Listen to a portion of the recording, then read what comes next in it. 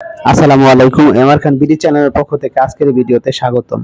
আজ 4 জুন 2025 আজকের market update নিয়ে আপনাদের সাথে কথা বলবো আমি। আলহামদুলিল্লাহ আজকে মার্কেটের সূচকের উন্নতি হয়েছে। আজ বাজার পর্যালোচনায় দেখা যায় আজ বুধবার ডিএসই প্রধান ব্যাংক সূচক 44.30 পয়েন্ট বৃদ্ধি পেয়ে অবস্থান করছে 4709 পয়েন্টে। অপরদিকে আমরা যদি ডিএসই 30 সূচক দেখি সেক্ষেত্রে দেখা যাবে যে ডিএসই 30 সূচক আজ 16.15 পয়েন্ট বৃদ্ধি পেয়ে অবস্থান করছে 1762 পয়েন্টে। আমরা যদি ডিএসই সরিয়া সূচক দেখি সেক্ষেত্রে দেখা যাবে যে ডিএসই সরিয়া সূচক আজ 11.58 পয়েন্ট বৃদ্ধি পেয়ে অবস্থান করছে 1028 পয়েন্টে।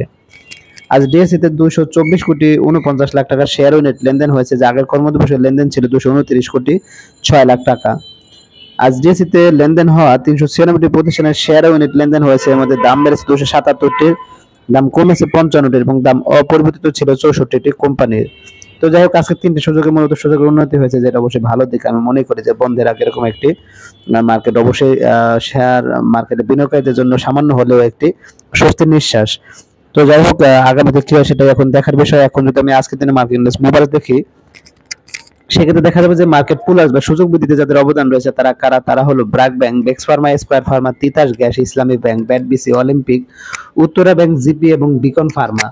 তো সেক্ষেত্রে দেখা যাচ্ছে যে ব্র্যাক ব্যাংক একাই 2 পয়েন্টের মতো, অপরদিকে বেক্স pharma, square pharma, Titas gas, Islami bank, ব্যাডবিসি ও অলিম্পিক তারা 1 পয়েন্টের মতো এবং বাকি সবাই 1 পয়েন্টেরও কম সূচকের বৃদ্ধি ঘটিয়েছে।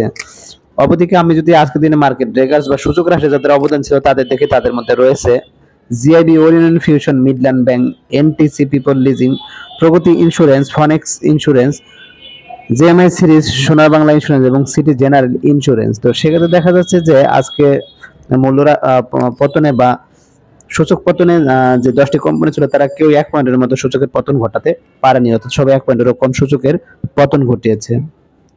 তো এখন যদি আমি আজকের দিনে টপ গেইনার্স বা মূল্যবৃদ্ধিতে কারা ছিল তা দেখি, তাহলে দেখা যাবে আজকে মূল্যবৃদ্ধি শীর্ষে চলে এসেছে Sonargaon textile, SLM golden steel, Titas gas, Sunlife insurance, first finance, Fareast finance, ML dyeing, Aftab auto, emerald oil এবং পিপল লিজিং। তো সেক্ষেত্রে দেখা যাচ্ছে সোনারগাঁ টেক্সটাইল মূলত হলটেটের কাছাকাছি, এসএলএম গোল্ডেন স্টিল হলটেটের কাছাকাছি ছিল। এছাড়া বাকি সবাই দেখা যাচ্ছে 5 থেকে 7% মতো মূল্যের বৃদ্ধি ঘটেছে। অপরদিকে আমি যদি আজকের দিনের টপ লুজার্স বা মূল্যরাশি কারা ছিল তা দেখি, তাহলে দেখা যাবে আজকে মূল্যরাশি শীর্ষে চলে এসেছে নর্দার্ন ইন্স্যুরেন্স, জুটি spin, Phoenix finance, Sonar Bangla insurance, popular life first mutual fund, energy global first mutual fund, bay leasing, national tea company, ICB first mutual fund এবং রহিম টেক্সটাইল। তো সেক্ষেত্রে দেখা যাচ্ছে যে নর্দার্ন মূলত 7%-এর মতো আজকে মূল্যের পতন ঘটেছে এবং অপরদিকে বাকি সবাই 1 থেকে 3%-এর মতো মূল্যের পতন ঘটেছে। এখন তুমি আজকের দিনে লেনদেনের শীর্ষে কারা ছিল তা দেখি, তাহলে দেখা যাচ্ছে লেনদেনের শীর্ষে চলে এসেছে BRAC bank, Lovello, fine foods, square pharma, Midland bank, সিপাল, উত্তরা ব্যাংক, বিসিএসআরই, মালিক স্পিন এবং ব্যাডবিসি। তো সেক্ষেত্রে দেখা যাচ্ছে যে ব্র্যাক ব্যাংক আজকে প্রায় 22 কোটি টাকার মতো, অপরদিকে লাভেলো 18 কোটি, ফাইনফুডস 10 কোটি, অপরদিকে স্কয়ার ফার্মা 7 কোটি এবং বাকি সবাই দেখা যাচ্ছে 3 থেকে 6 কোটি টাকার মতো লেনদেন হয়েছে। তো এখন যদি আমি আজকের দিনে ভলিউমের শীর্ষে কাজ হলো তা দেখি, তাহলে দেখা যাচ্ছে ভলিউমের শীর্ষে চলে এসেছে BRAC bank, Midland bank, Baraka Patenga power, Lovello, Uttara bank, ML dyeing, city bank, Malek spin, ACML, লেক্সার ফান এবং এসএলএম গোল্ডেন স্টিল। তো সেক্ষেত্রে দেখা যাচ্ছে যে ব্র্যাক ব্যাংক আজ প্রায় 45 লাখের মতো শেয়ার লেনদেন হয়েছে, অপরদিকে মিডল্যান্ড ব্যাংক 26 লাখের মতো এবং বাকি সবাই 22 থেকে 14 লাখের মতো শেয়ারের লেনদেন হয়েছে। তো এখন যদি আমি আজকের দিনে সেক্টর বেস লেনদেন দেখি, তো সেক্ষেত্রে দেখা যাবে আজকে অধিকাংশ সেক্টরই ভালো করেছে। খারাপের ভিতর শুধুমাত্র দেখা যাচ্ছে যে জুট সেক্টর সামান্য পরিমাণে খারাপ করেছে, এছাড়া সবাই ভালো করেছে। তো যাক এখন আমি চলে যাবো আজকের দিনে গুরুত্বপূর্ণ কিছু নিউজে। বাজেটের সংখ্যা কাটিয়ে স্বস্তির বার্তা শেয়ার বাজারে।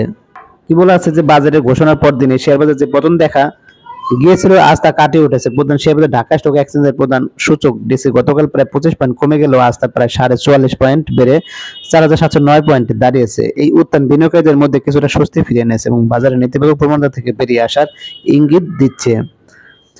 আজ লেনদেনের শুরু থেকে বাজার ইতিবাচক ধারায় ছিল। দিনের প্রথম প্রহর থেকেই ডিএসইউ সূচক বাড়তে থাকে এবং দিন শেষে উল্লেখযোগ্য পরিমাণ পয়েন্ট অর্জন করে। বাজারে এমন ইতিবাচক দিকটি স্বাভাবিকভাবেই বিনিয়োগকারীদের মুখে হাসি ফুটিয়েছে।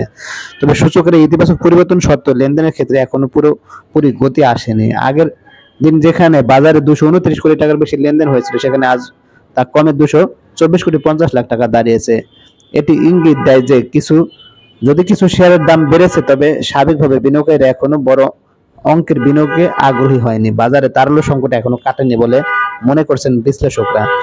বাজার বিশ্লেষকরা মনে করছেন যে আজ সূচক বৃদ্ধি সাময়িক হতে পারে এবং এটি বাজারের সামগ্রিক স্থিতিশীলতার ইঙ্গিত নাও দিতে পারে। তাদের মধ্যে যখন লেনদেন কমে আসে তখন বোঝা যায় বিনিয়োগকারীরা নতুন বিনিয়োগে আগ্রহী নন, অথবা তারা বর্তমান পরিস্থিতি পর্যবেক্ষণ করছে। বাজেট পরবর্তী অনিশ্চয়তা এবং বিশ্ব অর্থনীতির সামগ্রিক পরিস্থিতি বিনিয়োগকারীদের সতর্ক থাকতে উৎসাহিত করেছে। তো বাজার বিশ্লেষকরা বলছেন সূচক বৃদ্ধি অবশ্যই একটি ভালো লক্ষণ, তবে লেনদেন কমে যাওয়া কিছুটা চিন্তার বিষয়। এর মানে হলো বাজারে এখনো বড় বিনিয়োগকারী বা প্রাতিষ্ঠানিক বিনিয়োগকারীদের সক্রিয় অংশগ্রহণ নেই, আস্থার সংকট পুরোপুরি কাটেনি। তো সামনের দিনগুলো বাজারে গতিবিধি কেমন হবে তা নিয়ে মিশ্র পূর্বাভাস দিচ্ছেন বাজার বিশেষজ্ঞরা। কেউ কেউ মনে করছেন বাজেটে শেয়ার বাজারের জন্য ঘোষিত প্রণোদনাগুলো দীর্ঘমেয়াদী ইতিবাচক প্রভাব ফেলতে পারে, আবার কেউ কেউ মনে করছেন বৈশ্বিক অর্থনৈতিক মন্দার আশঙ্কা এবং স্থানীয় রাজনৈতিক পরিস্থিতির বাজারের উপর চাপ সৃষ্টি করতে পারে। তো বাজার স্থিতিশীলতা বিনিয়োগকারীদের আস্থা পুরোপুরি ফিরে আসতে আরো সময় লাগতে পারে বলে ধারণা করা হচ্ছে। তো বিনিয়োগকারীদের এখন সতর্কতার সঙ্গে পরিস্থিতি পর্যবেক্ষণ করা উচিত এবং গুজবে কান না দিয়ে মৌখিক বিশ্লেষণের মাধ্যমে বিনিয়োগের সিদ্ধান্ত নেওয়া উচিত। তো যাই হোক, এটা খুব একটি গুরুত্বপূর্ণ নিউজ। তবে সেক্ষেত্রে অবশ্যই আমি মনে করি যে সাধারণ বিনিয়োগকারী যারা আছে তাদের অবশ্যই পর্যবেক্ষণের মাধ্যমে বিনিয়োগে আসা উচিত এবং সেল করার ক্ষেত্রেও পর্যবেক্ষণ করা উচিত। আমি মনে করি যে লসে সেল না করাই শ্রেয়। তো দেখা যাক কি ঘটে। এখন আমি চলে যাবো আবার একটু গুরুত্বপূর্ণ নিউজে। প্রণোদনা আসছে, নীতিতে দৃঢ়তা, শেয়ার বাজারে পুনরুদ্ধারের ইঙ্গিত। কি বলা আছে, 2025-26 অর্থ বছর প্রস্তাবিত বাজারে প্রশংসনীয় বিনিয়োগ বান্ধব আখ্যায়িত করে বাংলাদেশ সিকিউরিটিজ এন্ড এক্সচেঞ্জ কমিশনের চেয়ারম্যান খন্দকার রাশেদ মাসুদ বলছেন, শেয়ার বাজার উন্নয়নে সরকার অত্যন্ত ইতিবাচক ও আন্তরিক মনোভাব প্রদর্শন করছে। এর মধ্যে রয়েছে বহুজাতিক নেতৃত্ব, স্থানীয় দেশীয় কোম্পানিগুলো তালিকাভুক্ত, বিদেশি পরামর্শক নিয়োগ, শৃঙ্খলা ভঙ্গকারীদের বিরুদ্ধে কঠোর ব্যবস্থা এবং শেয়ার বাজারকে আগামী অর্থনীতির কেন্দ্রবিন্দুতে রূপান্তরের পরিকল্পনা। তো এর মধ্যে যেরকম কর ছাড়, কর হ্রাস, বিনিয়োগের উৎসাহ, দ্বিতীয়ত বিনিয়োগকারীদের সুরক্ষা কার্যকর পদক্ষেপ, ডিভিডেন্ড কর মওকুফের সুপারিশ, এইসব বিষয়গুলো আমরা আগে জেনেছি। তো এই বিষয়গুলো যদি আসলে ভালোভাবে যদি কার্যকর হয় এবং সেক্ষেত্রে আমি মনে করি যে সাধারণ বিনিয়োগকারী তাছাড়া বড় বড় বিনিয়োগকারী কিছুটা আগ্রহে ফিরতে পারে, তো সেক্ষেত্রে মার্কেট কিছুটা ঘুরে দাঁড়াতে পারে। তো দেখা যাক কি ঘটে, কারণ নানা ধরনের কারসাজি এর মাধ্যমে এই মার্কেটকে আবার পতন ঘটিয়ে ফেলা হয়। তো সেগুলো যদি কন্ট্রোল করা যায় সেক্ষেত্রে মার্কেট কিছুটা ঘুরে দাঁড়াতে পারে। তো এখন আমি চলে যাবো অপর একটি গুরুত্বপূর্ণ নিউজে। 10 লাখ শেয়ার ক্রয়ের ঘোষণা। কি বলছে, শেয়ার তালিকাভুক্ত কোম্পানি উত্তরা ব্যাংকের পরিচালক আসিফ রহমান শেয়ার ক্রয়ের ঘোষণা দিয়েছেন। ঢাকা স্টক এক্সচেঞ্জ সূত্রে তথ্য জানা গেছে, আসিফ রহমান কোম্পানির 10 লাখ শেয়ার কিনবেন, যদি আগামী 30 কার্য দিবসের মধ্যে পাবলিক বা ব্লক মার্কেটে ক্রয় সম্পন্ন করবেন। যাই হোক, এটি একটি ভালো নিউজ। উক্ত শেয়ার ক্রয়ের ফলে আমি মনে করি যে কোম্পানির শেয়ারটা সামান্য পরিমাণে বৃদ্ধি পেতে পারে। এখন আমি চলে যাবো আবার একটি গুরুত্বপূর্ণ নিউজে। জেড ক্যাটাগরি থেকে বি ক্যাটাগরিতে শেয়ার স্থানান্তর। কি বলছে, শেয়ার তালিকাভুক্ত সিপালের ক্যাটাগরি পরিবর্তন করা হয়েছে, কোম্পানিটিকে জেড ক্যাটাগরি থেকে বি ক্যাটাগরিতে স্থানান্তর করা হয়েছে। তো যাই হোক, সিপালের যে ক্যাটাগরি পরিবর্তন জেড থেকে বি করা হয়েছে, এটা অবশ্যই কোম্পানির বিনিয়োগকারীদের জন্য একটি ভালো নিউজ। উক্ত ঘোষণার ফলে কোম্পানিটি আমি মনে করি যে শেয়ারটা সামান্য পরিমাণে বাড়বে এবং তা কোম্পানির ইনভেস্টরদের জন্য অবশ্যই একটি স্বস্তিদায়ক। যাই হোক, আজকে ভিডিও আর বাড়বো না, আজকের মতো এখানে বিদায় নিচ্ছি। যারা আমার চ্যানেল নতুন অবশ্যই চ্যানেলটিকে সাবস্ক্রাইব করবেন, লাইক করবেন, কমেন্ট করবেন, শেয়ার করবেন। সবাই ভালো থাকবেন, সুস্থ থাকবেন। আল্লাহ হাফেজ।